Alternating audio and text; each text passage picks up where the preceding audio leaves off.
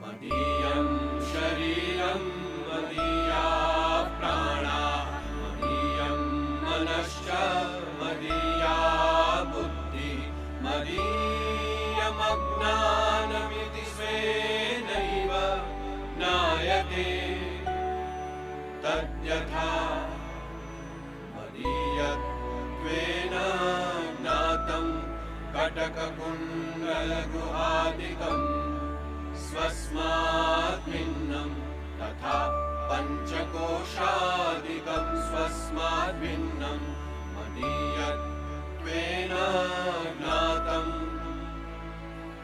आत्मा न भवति आत्मा न भवति आत्मा न भवति।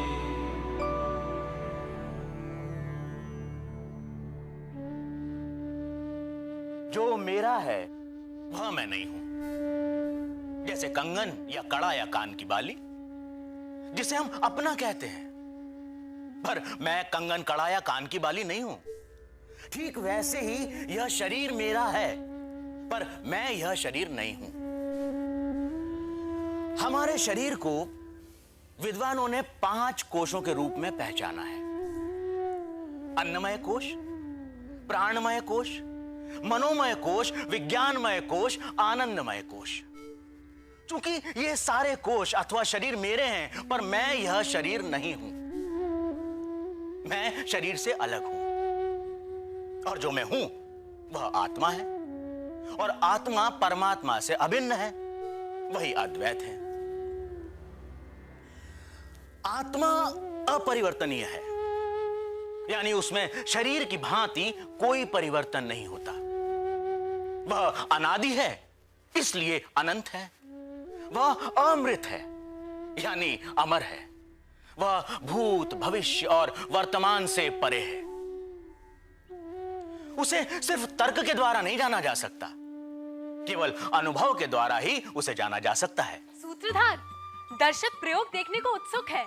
नटी, दर्शकों के साथ तुम भी देखो प्रयोग भरत का। भरत? भागवत पुराण में जिनकी स्मृति सुरक्षित है, ऐसे त्रेता युग के ऋषभ देव के महापराक्रमी पुत्र भरत, जो आत्मा के अनुभव के साथ ही सांसारिक मोह, आनंद और विषाद से मुक्त हो गए।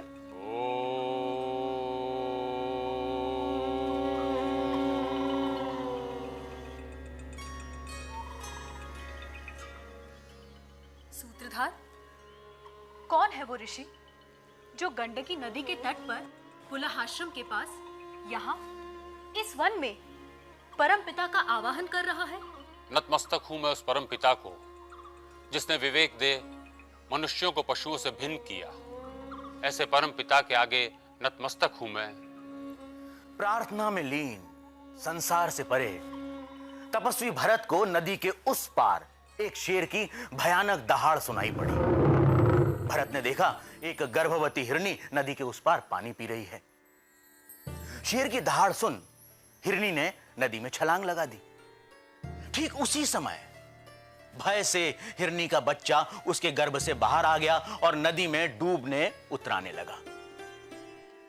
नदी पार करते ही हिरनी ने दम तोड़ दिया, पर वह शावक जीवन के लिए संघर्ष कर रहा था। जीवन और मरण के बीच फंसे उस शावक को देख भरत के मन में करुणा जागी और उन्होंने उस शावक को बचा लिया। बस फिर क्या था। तपस्वी भरत ने उस मृग शावक के मुंह में फिर एक संसार बसा लिया। वह शावक उनकी आंखों से ओझल हुआ नहीं कि वे उस पिता की भांति बेचैन हो उठते जिसकी इकलौती संतान कहीं खो जाए। एक दिन वह मृग शावक कुलांचे भरता कहीं चल दिया। उसे आसपास न देख भरत व्यथित हो उठे थे। उस बेचारे मृग शावक का मेरे अलावा और कौन है? अब तो मैं ही उसका परिवार हूं। इस घने वन में हिंसक पशु घूमते हैं, मैं उसे किसके सहारे छोड़ दूं? हे नारायण, क्या मैं अपने राजकुमार जैसे मृग शावक को कभी ना देख पाऊंगा? तभी अचानक उन्हें दूर से आता अपना मृग शावक दिखाई दिया। वो रहा मेरा मृग शावक। मुंह में दूब दबाए कुल्हाड़ से भरता हुआ मेरा मृग शावक। मृग के रूप में भरत को मोह और मोह से उपजे भय ने फिर से जकड़ लिया। इसी बीच काल दबे पांव उनके सम्मुख आकर खड़ा हो गया। काल को सम्मुख देख राजा ने पलटकर उस मृग को देखा। वह वहीं उनके निकट बैठा किसी निर्दोष प्राणी की भांति उन्हें देख रहा था। उसकी आंखों की निश्चलता को देख उनकी छाती भर आई। मेरे जाने के बाद कौन करेगा इसकी देखभाल? यही सोचते हुए उनका देहांत हो गया। यथावृत्ति तथा आकृति। अंतिम क्षणों में मृग के प्रबल विचारों के कारण भरत का अगला जन्म मृग के रूप में ही हुआ। पूर्व जन्म की आध्यात्मिक साधनाओं के कारण मृग के रूप में भी उन्हें पिछले जन्म का स्मरण रहा। उन्हें मोह में फंसने का पश्चाताप होता रहा। अब इस बार वह ऐसा जीवन व्यतीत करना चाहते थे कि अगले जन्म में दोबारा मनुष्य रूप में जन्म हो। और हुआ भी ऐसा ही। मृग के बाद मनुष्य रूप में ऋषि अंगिरा की वंश परंपरा के एक ब्राह्मण परिवार में उनका जन्म हुआ। पर इस बार बचपन से ही वह सांसारिक बंधनों के प्रति सतर्क और संसार के प्रति उदासीन थे। प्रतिक्रियाहीन भरत की उदासीनता को लोगों ने जड़ता समझा और वे जड़ भरत कहलाने लगे। इसे समझाओ कि ये अपने भाइयों के साथ बैठ वेद पाठ किया करे। ब्राह्मण पुत्रों को इस तरह निठल्ले बैठे रहना शोभा नहीं देता। तुझे कुछ सुनाई पड़ रहा है या नहीं? बेटा, तू कुछ बोलता क्यों नहीं? क्या बात है? न तुझे खाने की सुध है न पीने की।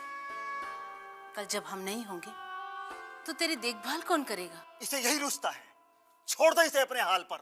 इसे यही रुचता है, छोड़ दो इसे अपने हाल पर। भरत ने मानो प्रण कर रखा था कि इस बार वह संसार में फंसने वाले नहीं है। समय बीतता रहा। इस बीच उनके माता पिता का देहांत भी हो गया। माता पिता के देहांत के बाद सौतेले भाइयों का उनके प्रति दुर्व्यवहार आरंभ हो गया।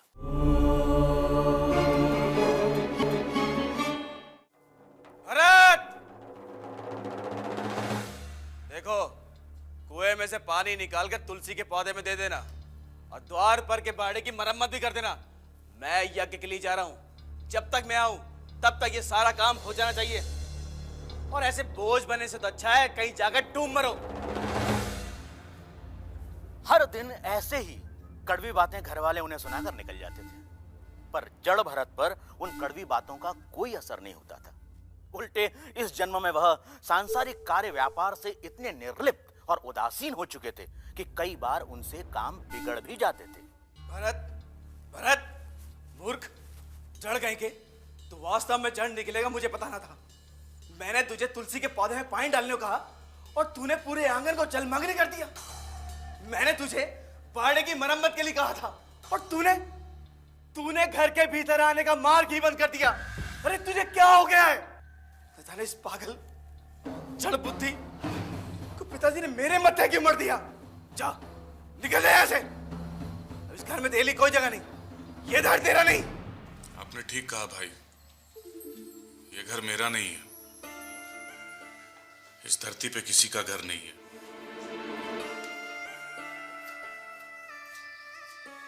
पागल कहीं का।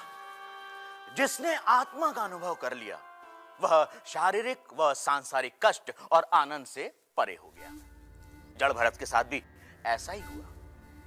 अब वह घर से बाहर निकल चुके थे, एकाग्रचित्त, ब्रह्म के ध्यान में लीन और भौतिक अर्थों में निरुद्देश।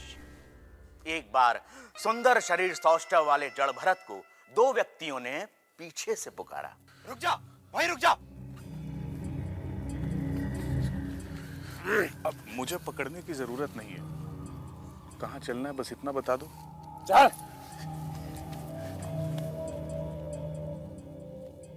ये दोनों भरत को कहां ले जा रहे हैं?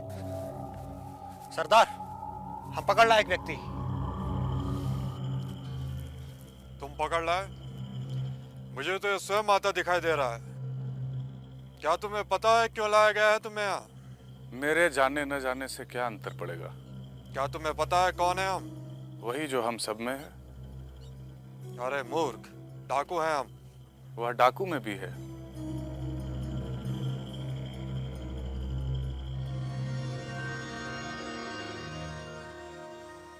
तुम हो कौन? वही जो तुम हो। अरे मूर्ख हो, ये तो कोई ब्राह्मण लगता है। किसे पकड़ लाए बलि चढ़ाने को? क्या तुम्हें पता नहीं ब्रह्म हत्या पाप है? यदि तुम मुझे बलि चढ़ाने के लिए लाए हो तो भी मैं तैयार हूं। किसी दूसरे की बलि चढ़ाने से बेहतर है तुम मेरी बलि चढ़ा दो। क्या मैं बलि चढ़ाने का कारण जान सकता हूं? हमारे सरदार के कोई संतान नहीं है, इसलिए वो देवी को प्रसन्न करना चाहते हैं। जिसने स्वयं को दृश्य अदृश्य में अभिव्यक्त किया है, जिसने स्वयं को इस सृष्टि में अभिव्यक्त किया है, वह अपने ही एक रूप, एक आकार, एक देह की हत्या से कैसे प्रसन्न हो सकता है? क्या मैं सिर्फ यह शरीर हूं? क्या तुम सब सिर्फ यह शरीर हो? जिसे तुम मेरा कहते हो वह मेरा है, जिसे तुम अपना कहते हो वह क्या तुम्हारा है? काश विवेक की दृष्टि से तुम अपना ही असीम और अनंत विस्तार देख पाते।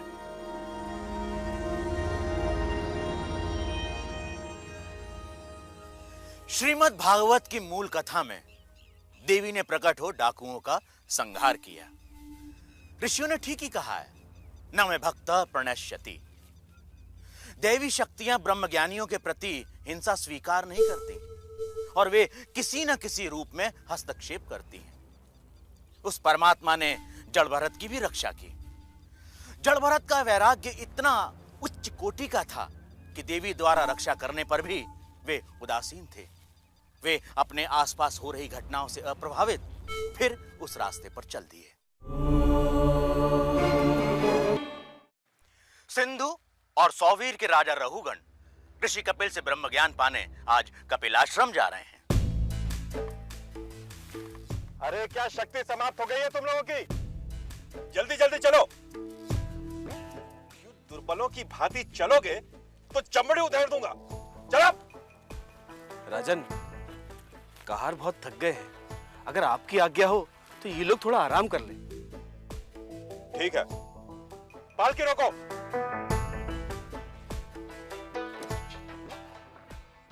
अगली बार से तगड़े कहारों को रखना। वो देखो, वो तो कोई तगड़ा युवक दिखाई दे रहा है। इसे अपने कहारों में रख लो, शायद थोड़ी गति और बढ़ जाए। जड़ भरत को कहारों में शामिल कर लिया गया। इससे उनकी समस्या सुलझी नहीं बल्कि और बढ़ गई। जड़ भरत धूल में चलने वाली चींटियों और कीड़ों मकोड़ों को बचाने के लिए संभल संभल कर कदम रख रहे थे। इस कारण उनकी गति धीमी हो गई थी। अरे ये तो पहले की अपेक्षा और भी धीमी गति हो गई इस पालकी की। आलसियों, इतनी धीमी गति क्यों पकड़ रखी है? अब तो 6 नहीं 7 कहार जुड़ गए एक साथ। राजन, ये 7वां कहार बहुत धीमा है, इसके कारण और कहार भी धीमे हो जा रहे हैं। देवता, मैं देख रहा हूं कि आप बहुत बूढ़े होने के कारण थक गए। इस पालकी का सारा बोझ आप ही के अकेले कंधों पर जो है। अरे, इस पर तो कोई असर ही नहीं दिखता। अनाज के दुश्मन, बल का प्रयोग कर। पहरे, मैं तुम्हारा राजा हूं और तुम मेरे दास हो, फिर भी तुम मेरी आज्ञा की अवहेलना कर रहे हो। पागल है क्या तू? क्या तो मृत्यु को प्राप्त हो चुका है? इससे कुछ सुनाई भी देता है या नहीं? तुझे मैं दंड दूंगा, जिस प्रकार यमराज पापियों को दंड देते हैं वैसे ही। गूंगे, मैं बोले जा रहा हूं और तू जवाब ही नहीं देता। तू मेरा अपमान कर रहा है। पालकी रोको। पहले इससे निपट लूं, फिर मैं यहां से आगे बढ़ूंगा। तू चाहता क्या है? कुछ नहीं। तुझे दंड का तनिक भी भय नहीं? नहीं। मैं तुझे समझ नहीं पा रहा हूं। राजन, हम अक्सर दूसरों को समझने में व्यर्थ ही समय गंवाते हैं। यदि हम स्वयं को समझने की कोशिश करें तो जीवन के सभी प्रश्न धीरे धीरे स्वयं ही सुलझ जाते हैं। यानी? आपने मुझे बूढ़ा कहा, अपना दास कहा, पागल कहा, पापी कहा। मुझे तनिक भी बुरा नहीं लगा, क्योंकि आप मुझे नहीं मेरे शरीर को पहचान रहे हैं और मैं शरीर नहीं हूं।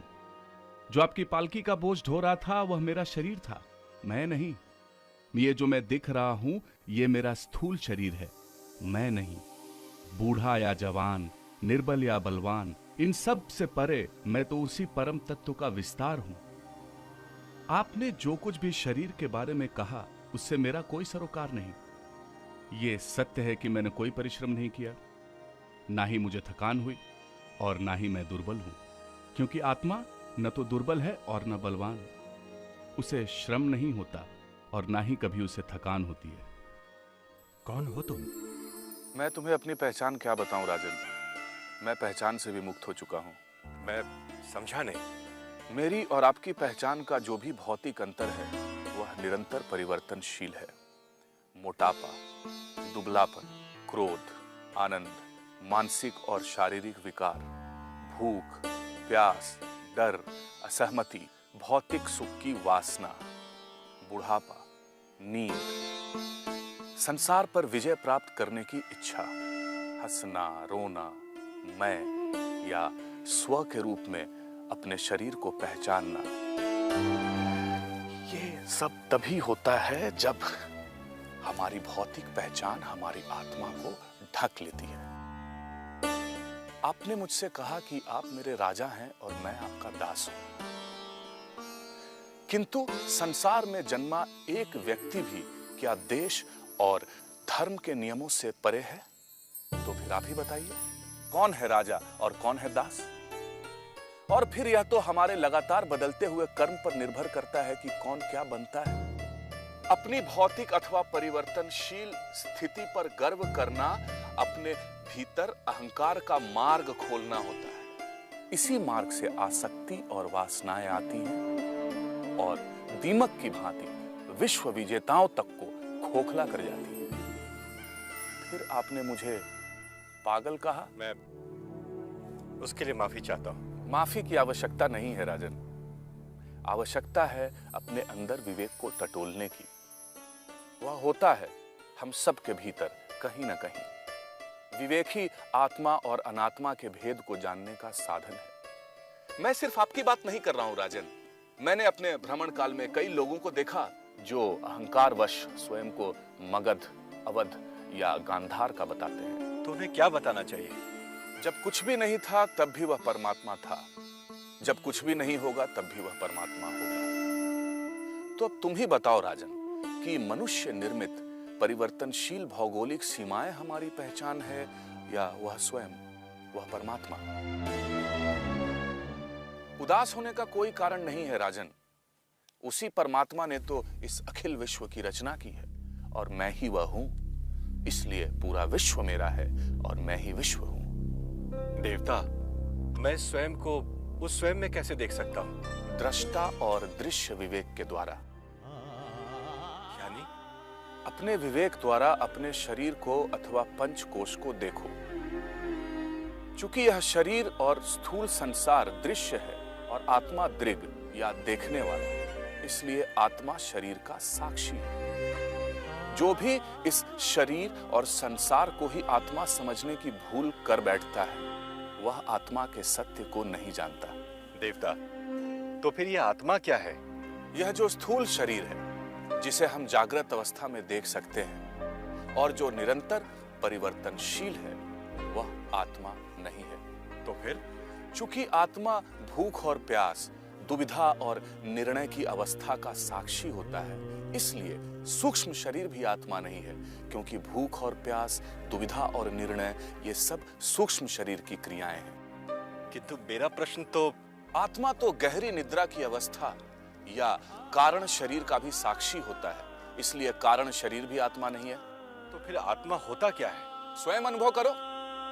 मैंने तुम्हें आत्मा के अनुभव का मार्ग बताया। जिस दिन तुम अपने विवेक के द्वारा अनात्मा के साक्षी बन जाओगे, तुम्हें आत्मा का ज्ञान हो जाएगा।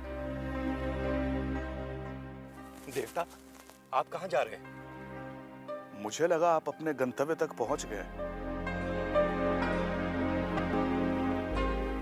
मोह, वासना, अहंकार, संसार की नश्वरता का बोध होने के बावजूद भी लोग इन्हीं आवरणों को ओढ़ जीवन बिता देते हैं।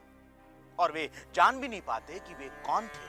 त्रिषु धामसु यत् भोग्यं भोक्ता भोगश्च यत् भवेत् तेभ्यो विलक्षणः साक्षी चिन्मात्रोऽहं सदाशिवः।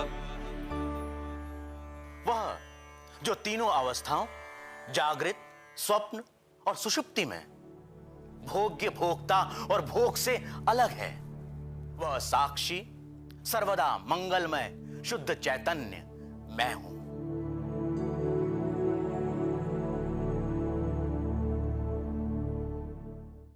क्या ईश्वर मनुष्य का सबसे महान आविष्कार है? क्या है ईश्वर की कल्पना?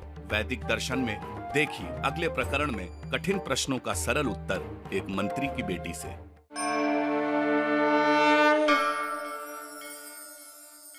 यस्य प्रसाद